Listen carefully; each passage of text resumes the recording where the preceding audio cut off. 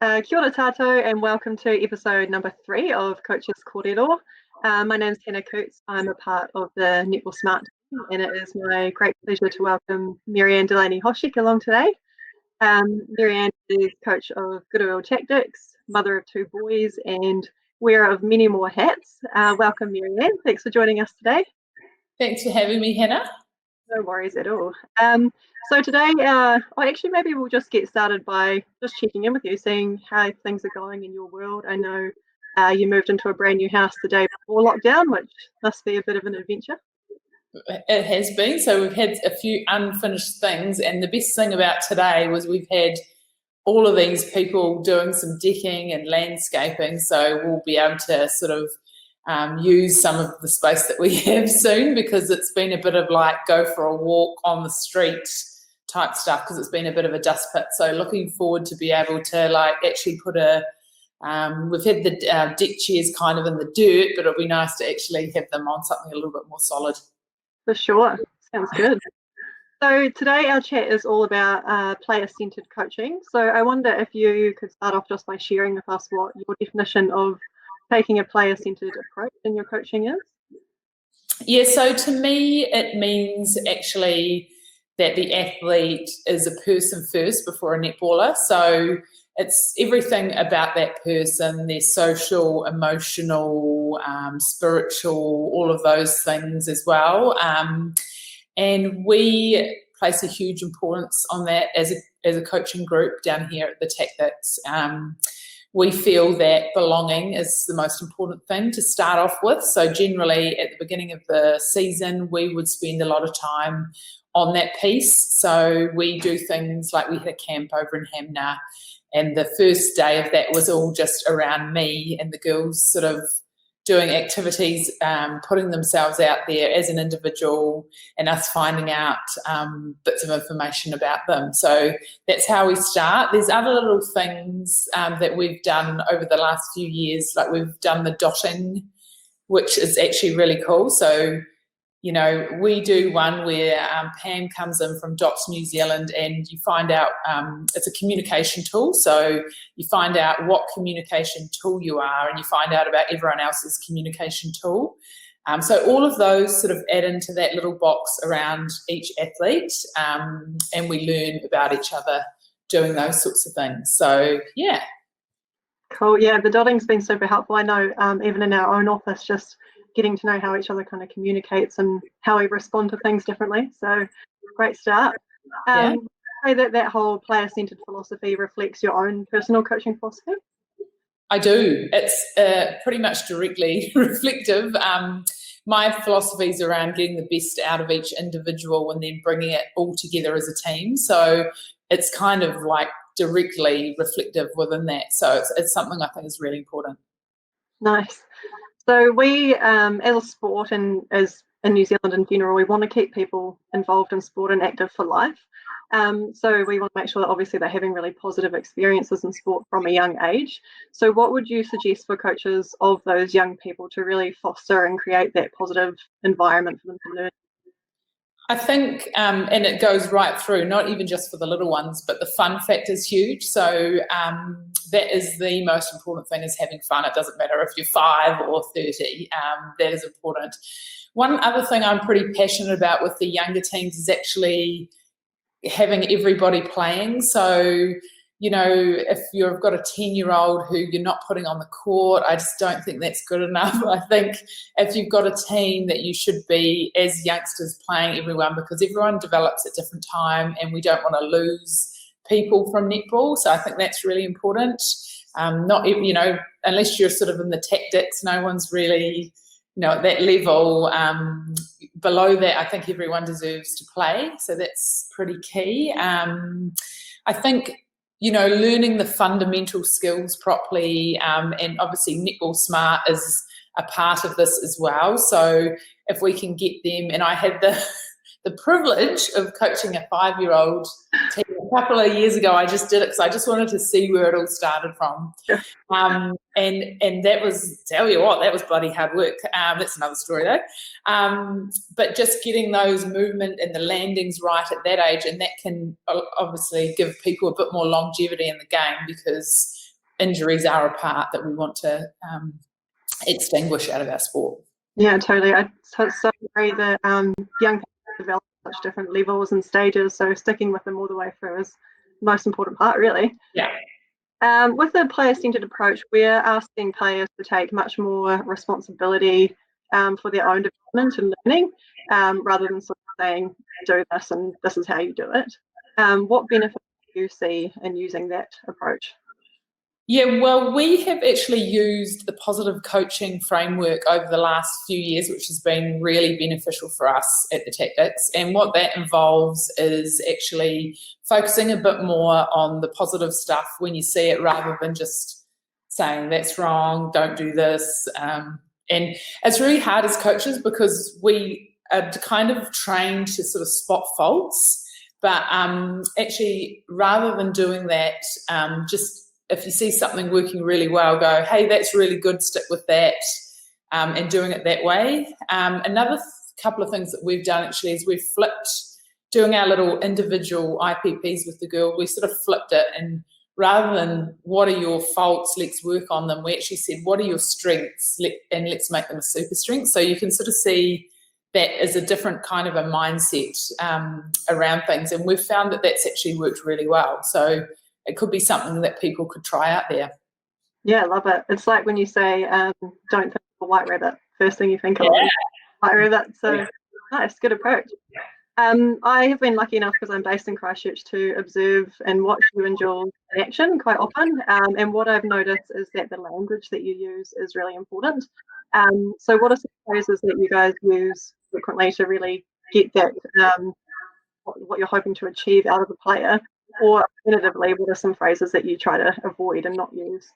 Well, like you said, the don't do that one is definitely to avoid that one. Yeah, so trying to focus on correct technique, correct turning.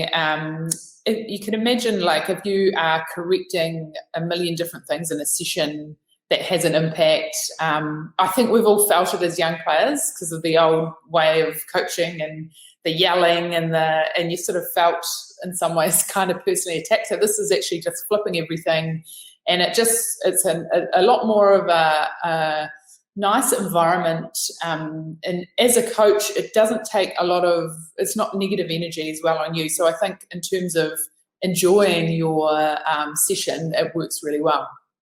Totally, love it. So how do you manage a situation where a player maybe isn't used to that type of approach and they say, just give it to me straight, tell me what I'm doing wrong? I actually still think there is a place for some direct stuff.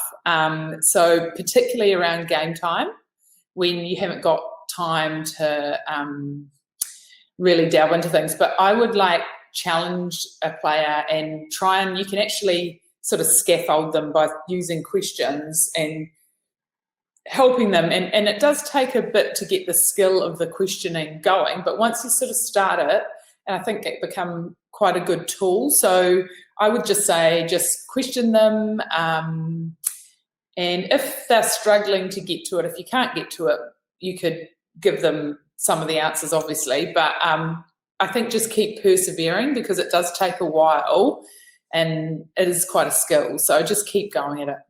And same, the players have to learn that that's your approach too and become used to that as well, because that might be totally new for some of them also. So certain situations where you've been working on maybe one particular thing with one player for a long time, over and over, you feel like you've explained it, you've put as many positive spins that you can on it, and they're just not getting it. Where do you go from there? So it's quite interesting, because this happens, there'll be, things happen a lot when you're coaching. And I remember I was at the horse whispering. This is of all places. So on Coach Accelerator, we go in a paddock, you get given a horse. And I was given this horse, and on the way there, a question writer jock said, whatever you do not go for the small horse. So anyway, they were giving out all the horses, and this tiny little horse comes out, and they said, right, this is your horse. And I was like, oh, damn it, the small horse. And that little horse, whose name was Benny, was so stubborn, and I honestly, I was so agitated, and when we had the morning break, I was like, oh my God, how am I going to do this? But the big takeaway, because obviously horses, you can't talk them and tell them what to do, but actually it was really interesting because I had a bit of an epiphany around it's actually not about the horse, it's about me. So my big learning, and now I take that into my coaching, is that you can actually change your approach and that will work. And I think it does come back to that player-centered coaching, is that there's not one size fits approach for all. So I won't actually treat everyone fairly, but I can't treat them the same. So different players need different things from you. So I would never deliver feedback the same way to this player than I would to this player. So you do have to work out what works with what player in terms of some of your feedback and delivery. Yeah, perfect. So knowing what makes them tick, knowing who they are. Absolutely. Awesome.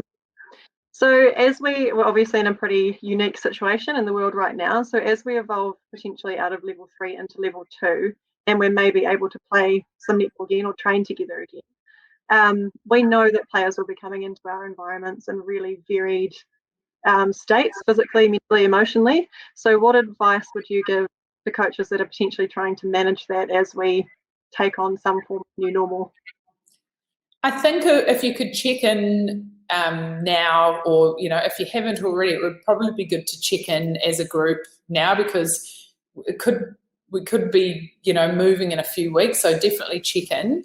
Having a little battery of tests, even us ANZ teams, we're having a little few tests when we come back, so we can see physically where players are at. But I must admit, we have had some meetings as a group, but I've also followed up individuals, and if any of them have had certain issues, then we've worked through them, and then I'll keep in contact with that individual player. So I know where they're at emotionally, and we've been checking in on that quite a bit as well, because it's so different for each individual in the bubble that they're in. We've got some girls in 3-in-1, we've got one that's in her own bubble. So everything's quite different for each of the players, but it's up to us as coaches to check in on that. And hopefully they've been doing, it would be good to get them doing some of those fundamental movements, like the jumping, landing, stopping, starting stuff, sort of that you netball smart guys do actually, because and making sure that they're doing some lateral work and some turning, because if they're doing all straight line stuff now, then it could lead to injuries when we start. So once they come in and you sort of test and see where they're at, or even if you want to do it now, you could give them a couple of little things to do, a 3K run, a minute's passing, just so that you have a bit of an idea ahead of time. But I don't think, even we have tests that we're doing, but we still want to actually visually see the girls and how they are when they first come in. So I don't think you can necessarily 100% plan to the book what you do, because you actually have to take everything else into account. Yeah, so just have a few things in your arsenal and try to replicate that intensity that they may potentially be going into a few in a couple of time. Yeah. Also, so maybe if I just do a quick summary of what I've taken out of your approach towards player-centered coaching. So the biggest one probably is know your players. So know what makes them tick, know who they are outside of netball, and treat them as that person first. Taking a really collaborative approach to your coaching, so you're both in it together. It's not just you feeding forward to them all the time. And then fostering that environment that they feel valued in and want to be a part of. And also that getting back to netball smart stuff. So thanks for the little plug there. Knowing the demands of the game, jumping and landing, getting as prepared for netball as we can as we move out of level 3. Marianne, thank you so much for your time and sharing your wisdom with us, and hope to see you in real life soon. Yeah, that would be nice, wouldn't it, Hannah? Great, can't wait. All right. Thank you. See ya.